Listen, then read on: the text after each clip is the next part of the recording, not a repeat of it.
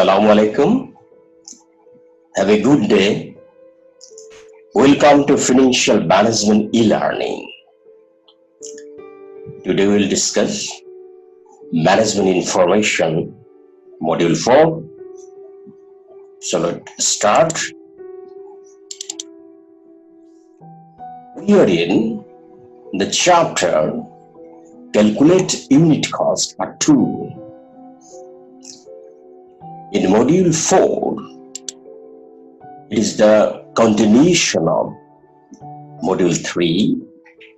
There we learn calculate unit cost from information provided using direct costing, absorption costing, and reconcile the difference between the cost obtained, and also select the most appropriate method of costing for a given product or service. So, unit cost, we know a unit cost is the total expenditure incurred by a company to produce, store, and sell one unit of a particular product or service. Unit cost includes all fixed cost, or overhead cost, and all variable cost, or direct material cost, and direct labor cost involved in production. So, if we see here, determining unit cost, if we use traditional absorption costing, then we have to need overhead allocation, overhead apportionment, overhead absorption, usually used time-based method, and use of estimates may lead to under and over absorption. And if we use activity-based costing, then first identify cost drivers that cause cost of the major activities. Then assign activity cost according to the number of cost drivers generated. And if we costing method depends on nature and operations, then continuous operation costing, identical cost unit, that means process costing, unit cost determined by averaging, and the specific cost order costing, that each cost unit difference. It can be job costing. Jobment means each unit of short duration. Batch costing is means separate batches of identical unit. Contract costing, each unit of long duration, often contractual. And if other process to cost management, life cycle costing, target costing, just in time. So this is the determination of unit cost. We can determine in different ways. So here, net income we get from sales price multiplied by volume minus total cost. Also, you can calculate sale price multiplied by volume minus variable cost per unit multiplied volume plus fixed cost, or sale price multiplied by volume minus variable cost per unit multiplied by volume minus fixed cost, or net income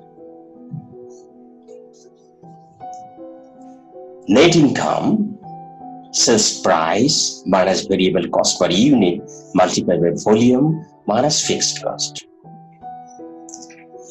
Here, few examples or problems from previous module. Here we learn inventory That means EOQ, economic order quantity. 50 items required every day in a machine. A fixed cost of Taka 50 per order is incurred for placing an order. The inventory carrying cost per item amounts 0.02 per day. The wait period is 32 days. We have to calculate economic order quantity and reorder level. So if you go for a EOQ, we know the formula is here. Within this formula, if we put in the figures, look here, 50, that means fixed cost 50, multiplied by 365 days in a year, divided by 0.02 per day, multiplied by 365, root overs, then we'll get 500 units. So EOQ, economic order quantity, is 500 units. Now reorder level. So maximum consumption multiplied by minimum delivery period equal to 50 multiplied by 32. 32 is the lead time and 50 is the fixed cost. So 1/6, that is 50 here is items. So 50 multiplied by 32 equal to 1,600 units.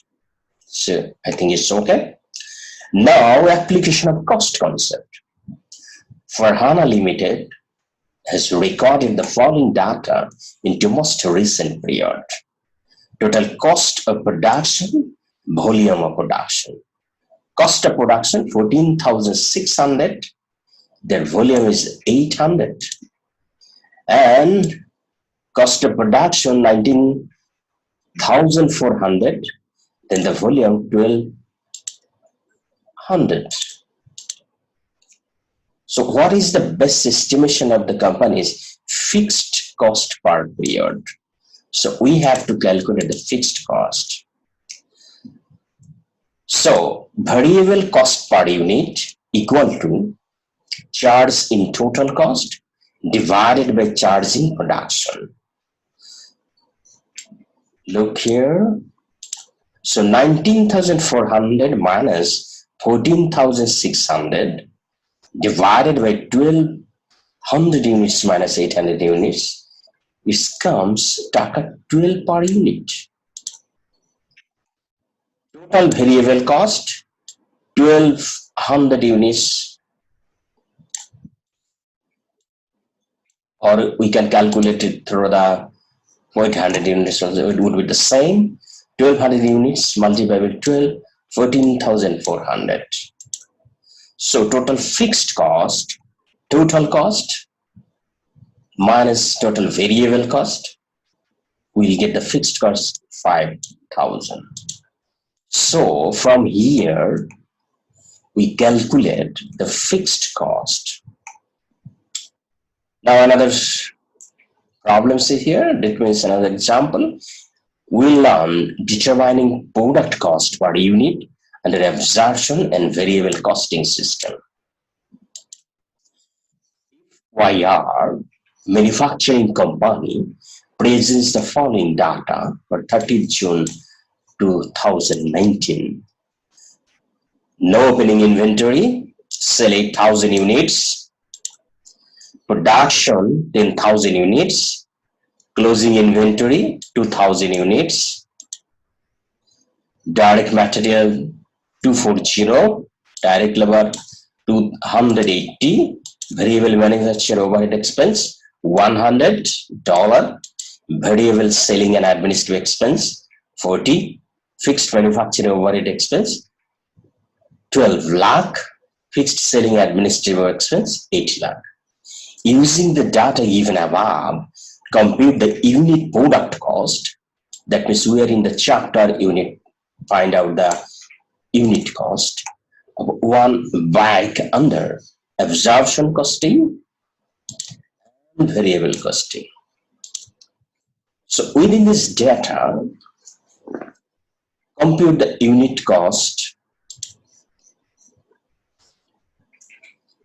in absorption costing and variable costing.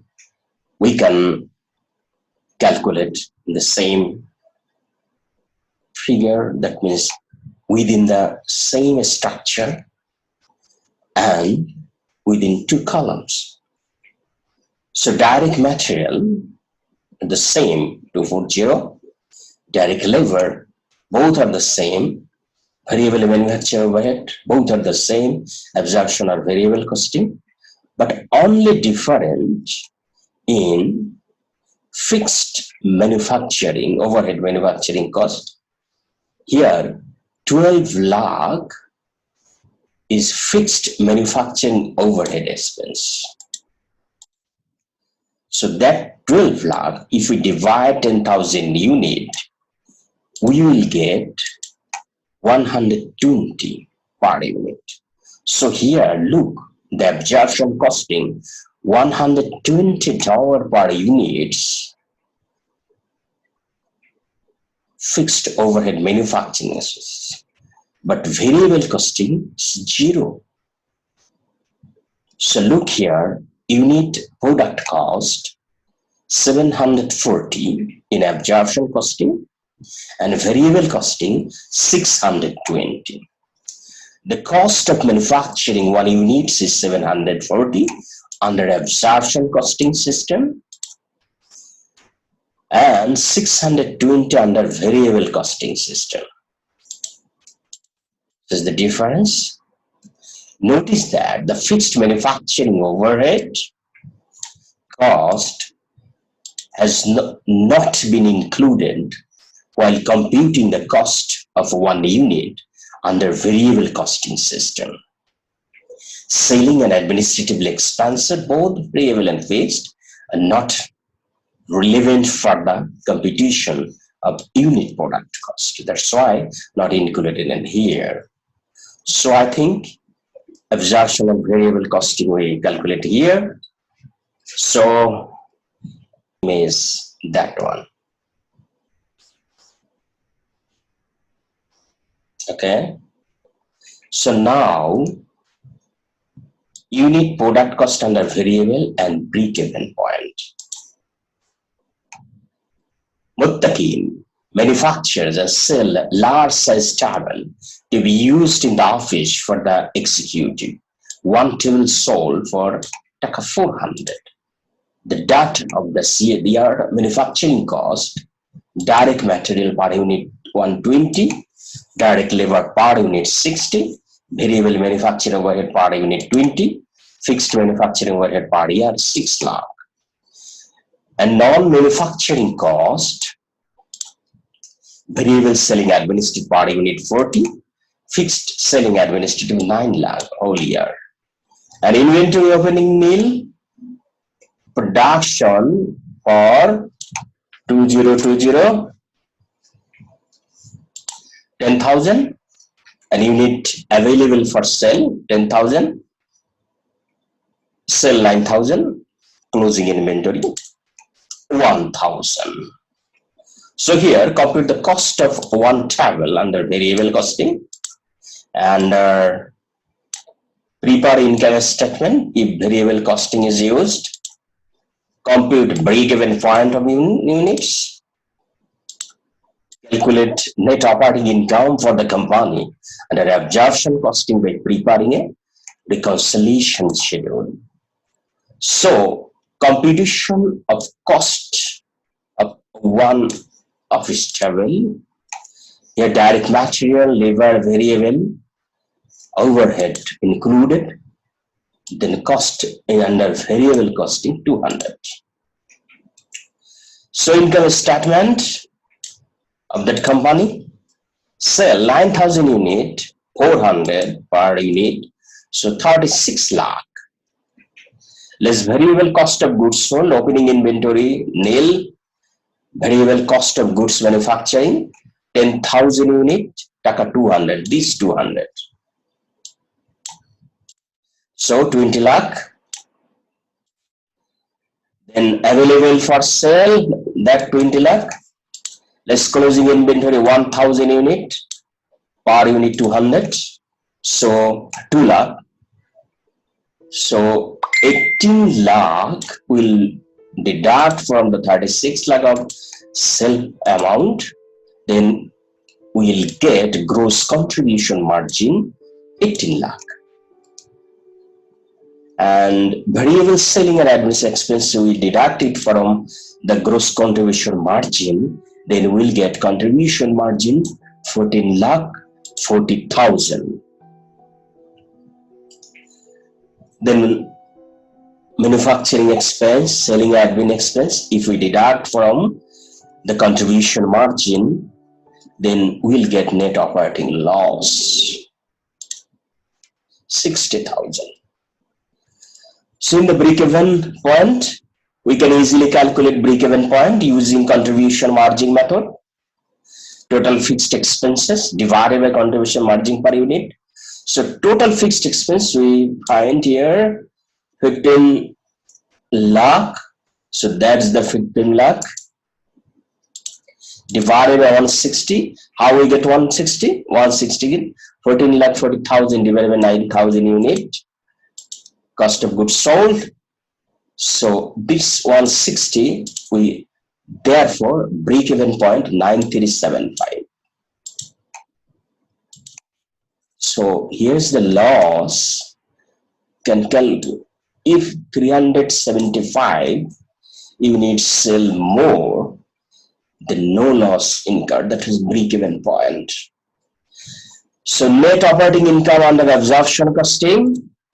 Net operating income or loss, variable costing, loss 60,000, fixed manufacturing overhead, deferred to inventory, 1000 unit multiplied by 60, that means 60,000.